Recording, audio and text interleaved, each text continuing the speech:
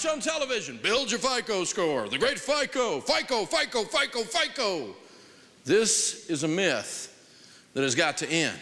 You could inherit $10 million today, your FICO score won't change 1 point.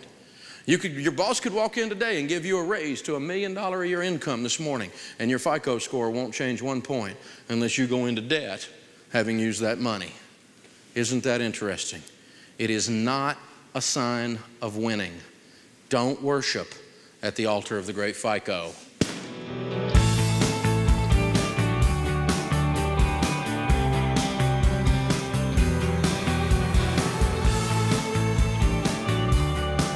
I don't have a FICO score because I want to avoid debt completely. Because I've never been in debt, I have no FICO score, and I get around just fine. I don't have a FICO score, and I want to keep it that way because debt has never made sense to me. I've never had a credit card because I've, just seen through so many people the pain they've gone through. I want to have the freedom to actually be able to go on vacation and enjoy myself while I'm there, to be able to start a family someday and be able to give our kids the opportunities that they want because we're not burdened by debt. Not having debt or not having a FICO score really hasn't been difficult for me. I've been able to rent a house, get a cell phone, get utilities, cable, rent hotels, rental cars, travel Europe, never had one. I mean, people say, well, you need a credit card so you can rent a car or book a hotel room. No, actually I don't. I just use my debit card. I'll be honest with you, it's not always easy your very first time when you're first renting an apartment or getting a cell phone. A lot of times you will have to pay extra money, but once you've had that first opportunity to prove yourself, you do well, you pay your bills early, you pay your rent always early, you're going to have that for future reference and not have to always put down the extra money as you do the very first time. When I wanted to get electricity in my first apartment, I had to put down $250 as a deposit, but I got it back after several months of paying on time. Anytime I've ever run into that, I've been able to say, well, hey, if your purpose is to find out if I'm a good renter and if I pay my bills on time, if I pay my rent on time, I can give you my landlord's name that I'm currently renting from. I can give you, personal references, and I can give you the different bills that I've paid that aren't debt related. I have a folder where I keep anything I need to pull up for records, so I can show someone, hey, look, I'm perfectly capable of taking care of this. I don't have a FICO score and I never want one. I've never had a FICO score and I don't need one. I don't have a FICO score, and I never will. I don't have a FICO score and I'll never need one. I don't have a FICO score and I will never get one. I don't have a FICO score and I'm happy. I love it. It's great and I'm not worried about it a bit.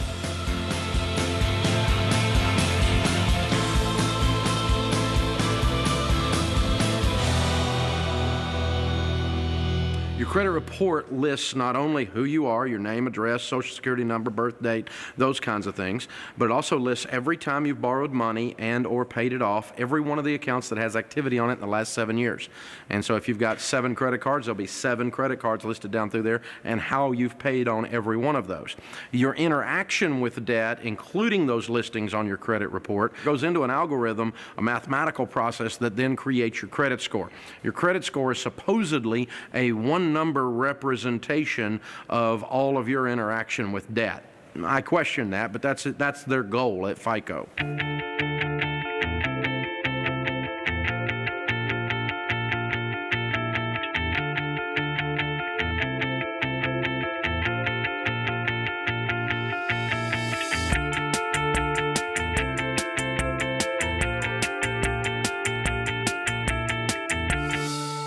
You need to pull a copy of your credit report at least once a year these days because of the potential of identity theft. Now, if you've frozen it, you might want to pull your bureau only every 2 years. But good financial planning these days entails checking your credit report, even if you don't have credit. I check mine, and I don't borrow money. But it is mainly to make sure that some goofball hadn't put something on there that had nothing to do with me, or that some goofball hadn't stolen my identity.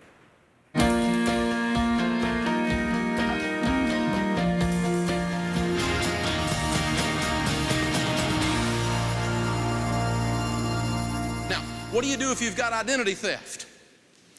And identity theft is rampant.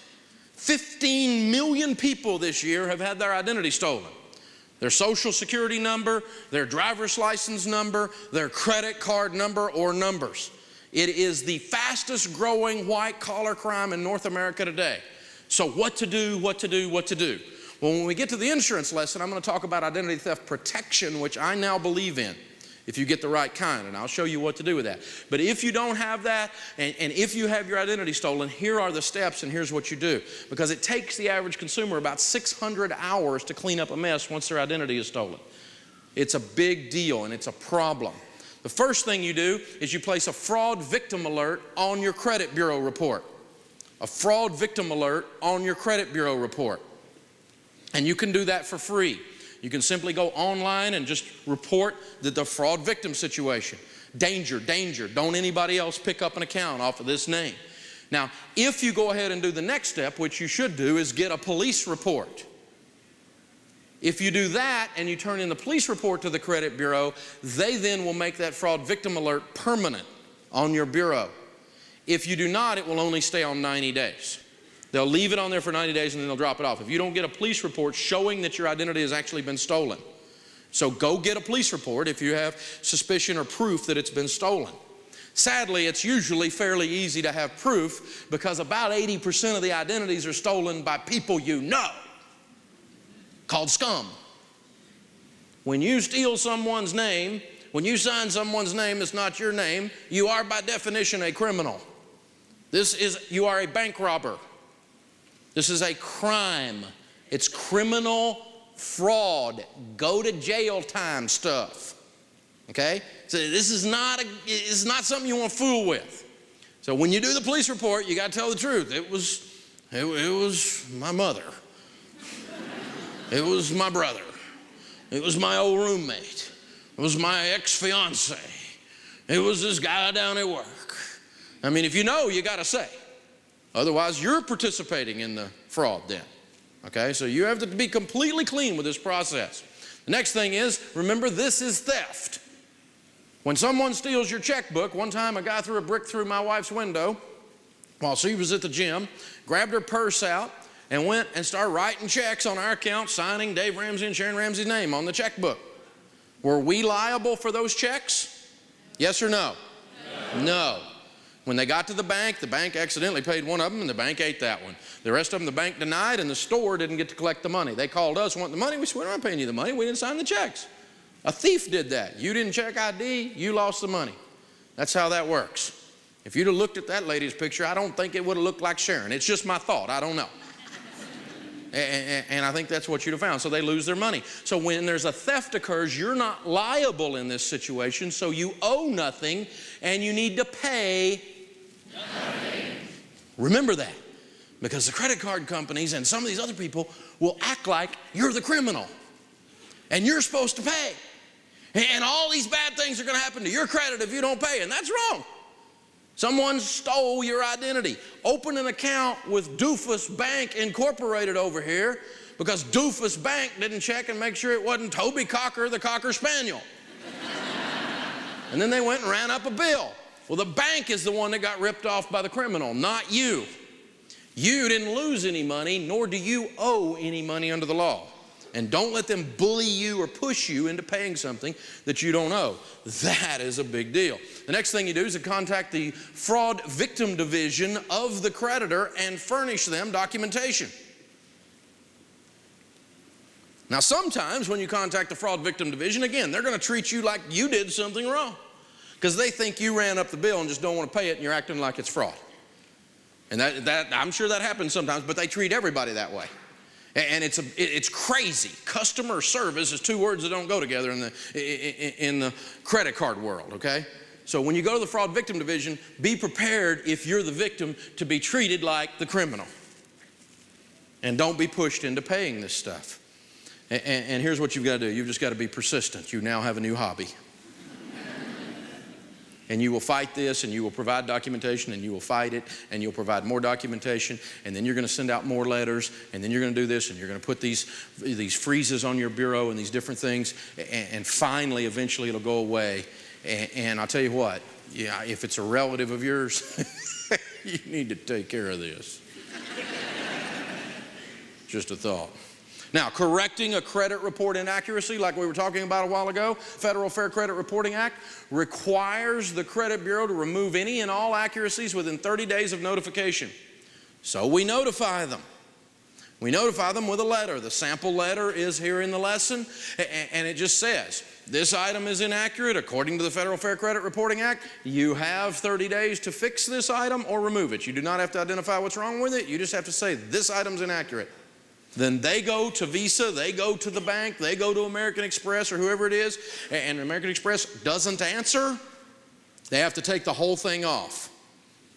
Now, if the lender or the creditor answers and says, oh, yes, it is accurate, your beef is now not with the credit bureau. Your beef is with the person reporting to the credit bureau inaccurately, and you got to go to them and dig this weed out by the root. But you can get it taken off because about most of the time when you dispute an item, that lender will never get around to answering the dispute within 30 days, and it'll be cleansed off. It may pop back on there later when they download some databases again. But at least you got it off for that period of time, and if it keeps popping back on there, then go to the source and dig it out. That's how that's going to work. All of these letters should be sent certified mail, return receipt requested, so that you can prove that they got the letter. You got the letter on June 6th, so you have till July 6th. You have 30 days. After that, I'm going to make you my new hobby. I'm going to just beat on you until you take the entire item off. I don't want to hear correspondences in the mail. You have 30 days by federal law. Cleanse it. That's it.